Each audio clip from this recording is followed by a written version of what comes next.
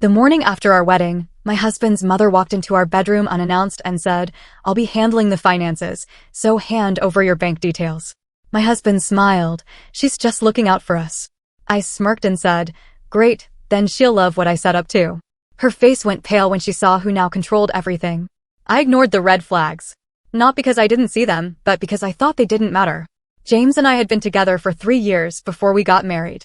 He was kind, funny, hardworking, and, most importantly, he seemed independent. He lived on his own, had a stable job, paid his own bills. He made his own decisions, at least, that's what I thought. I knew his mom was involved. She called him at least once a day, but I figured some families were just like that. She had opinions about everything, but what mother doesn't? She made comments about my wedding dress. Something simpler would suit you better. She insisted we use a venue she liked. It's just more elegant than what you picked. She told me what flowers to have, what food to serve, what hairstyle to wear. She was overbearing, sure. Controlling? Definitely.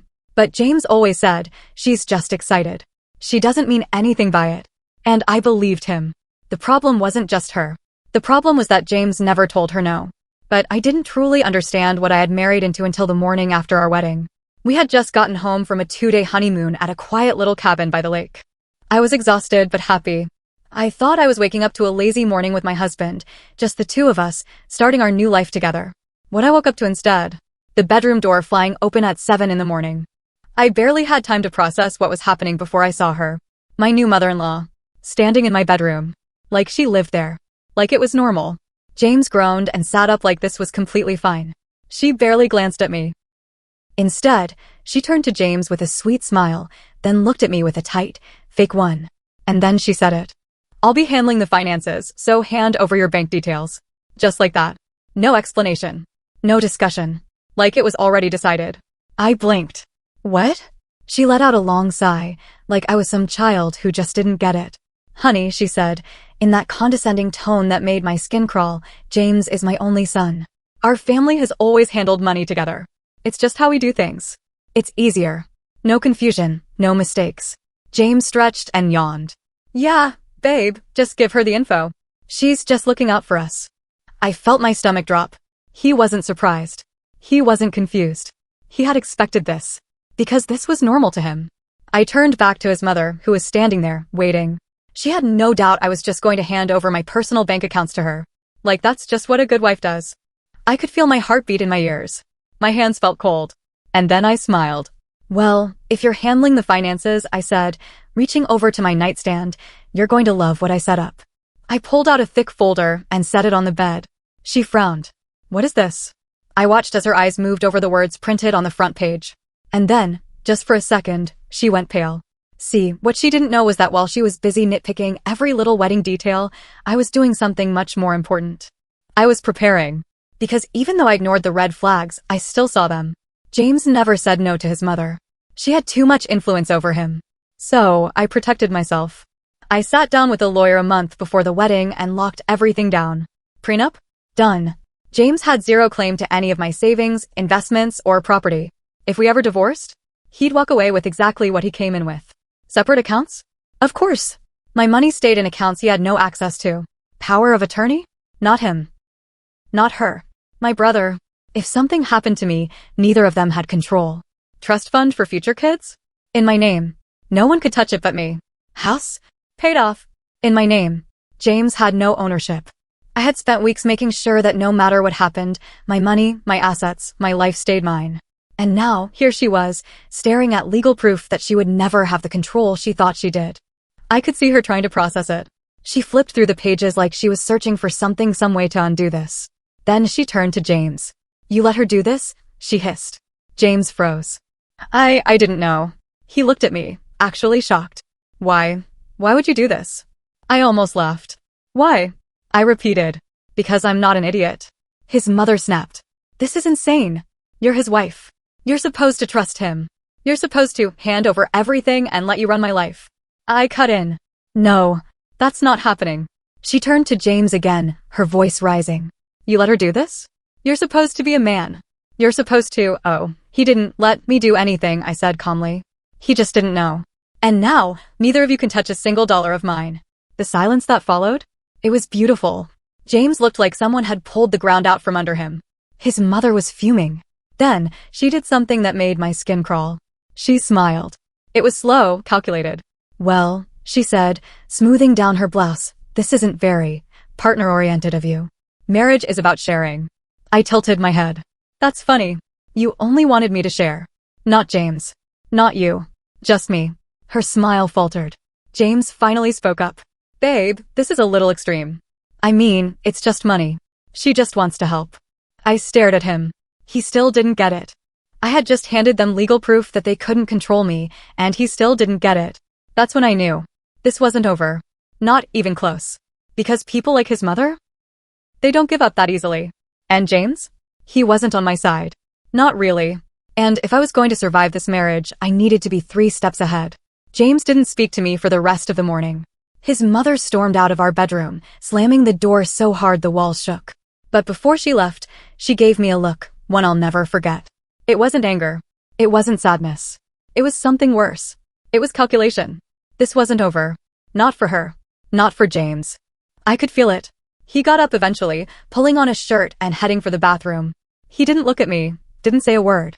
I just sat there, listening to the shower run, my mind racing. I had expected him to be upset. What I hadn't expected was how fast he would shut down. No arguments, no yelling, just cold. Like I had personally betrayed him. And that bothered me. Because I knew it meant something was coming. It started small. At first, James was just distant. He wouldn't cuddle with me at night. He barely spoke at dinner. He avoided eye contact when we sat in the same room. Then it escalated. 3 days later, I went to check my email and found dozens of fraud alerts. Someone had tried to open a credit card in my name. I checked the address listed on the application. It wasn't mine. It was hers. I sat there, my fingers gripping the mouse so tightly they ached. She had actually tried to steal my identity. I took a deep breath, forcing myself to think logically. I had set up fraud alerts before the wedding, thank God, so nothing had actually gone through. But the fact that she had tried? That told me everything I needed to know. I printed out the email, folded it neatly, and placed it in my purse. And then I waited. That evening, James came home late. His eyes were red, and his jaw was tight. I stood in the kitchen, sipping tea, waiting for him to say something. He didn't. So I did. "Did you know your mother tried to commit fraud today?" His head snapped up.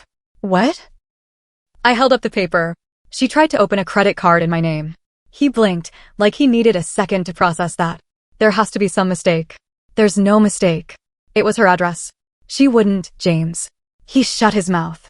Then he ran a hand down his face, exhaling hard. "Look, she's just upset, okay? She probably wasn't thinking." I stared at him. "You're defending this?" "No, you're just saying she committed a literal crime because she was upset?" His nostrils flared. "You embarrassed her, all right? You humiliated her. She's been handling family money for years, and then you just family money." I cut in. "James, we are not the same person.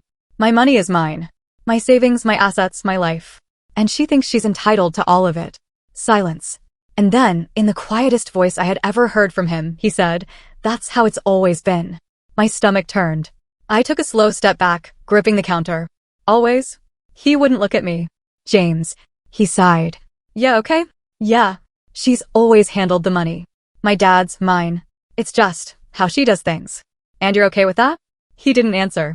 That silence was all I needed to hear. The next morning, I called my lawyer. I explained everything, the fraud attempt, the pressure, the fact that my husband was fully on board with his mother controlling our finances. He gave me a few options. I went with the nuclear one. Later that day, I sat James down. "I need you to listen," I said. "Really listen." His face was already tight. He knew something was coming. "I don't trust your mother," I said. "I don't trust her with my information, my money, or my life. And I'm starting to realize that I don't trust you either." He stiffened. "Are you serious?" "Dead serious." He opened his mouth to argue, but I lifted a hand. "I will never put my money in your mother's hands. I will never let her control my life. And if you can't handle that, if you think her actions are normal, then this marriage won't work." His eyes darkened. "You're giving me an ultimatum?" "Yes." His jaw clenched. His hands curled into fists on the table. And then he laughed. Not a happy laugh. Not even an amused one. A bitter, ugly laugh. "You think you're so smart," he muttered. "So in control. But you don't get it, do you?"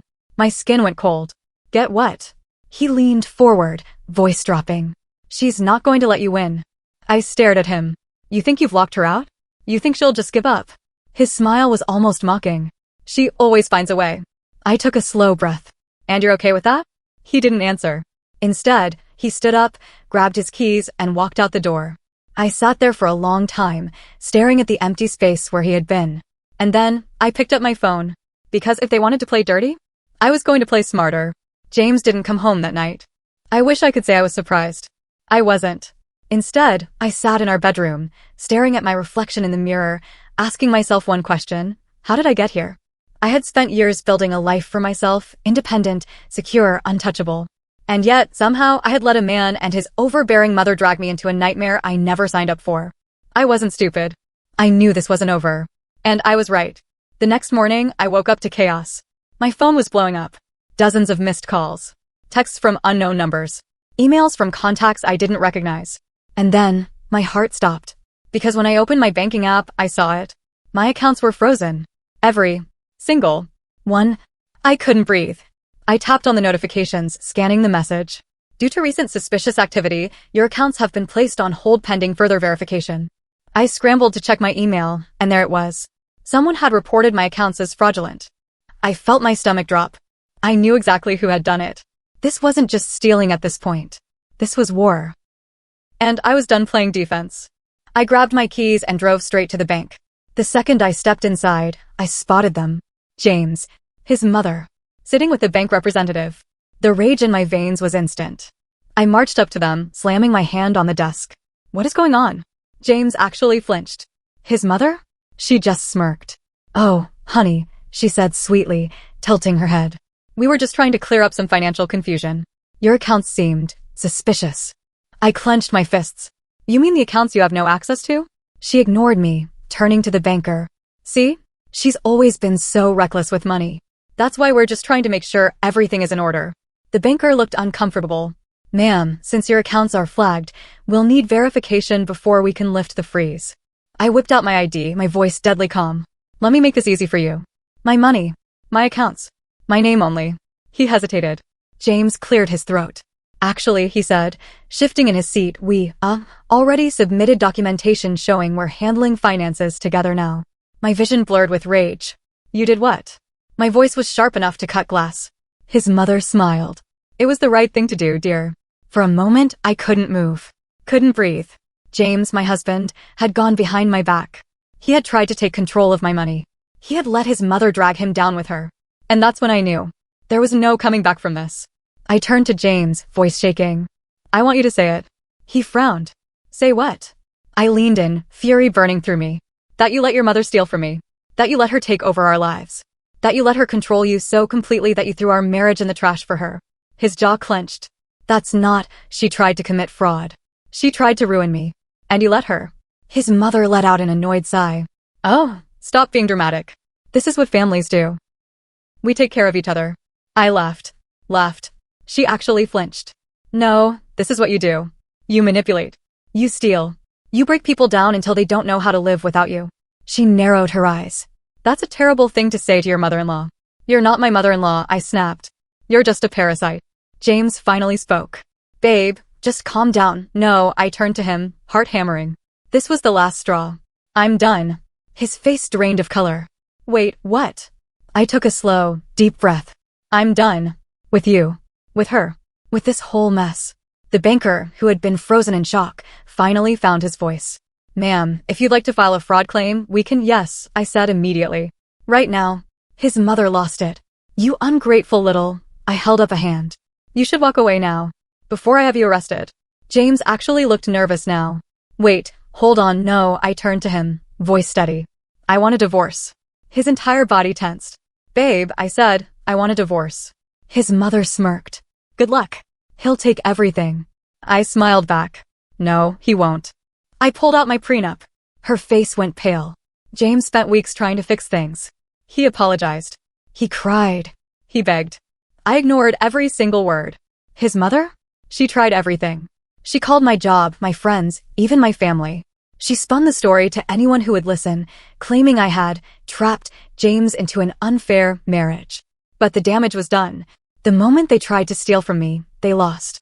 James lost his wife. His mother lost her control. And I walked away with everything. Looking back, I should have left sooner. The signs were there. The manipulation, the control, the way James let his mother run his life. But I had ignored them, thinking love was enough. I was wrong. But I wasn't broken. Because the moment I walked out of that house for the last time, the moment I shut that door and felt the weight lift off my chest, I knew I had won. And I had never felt so free,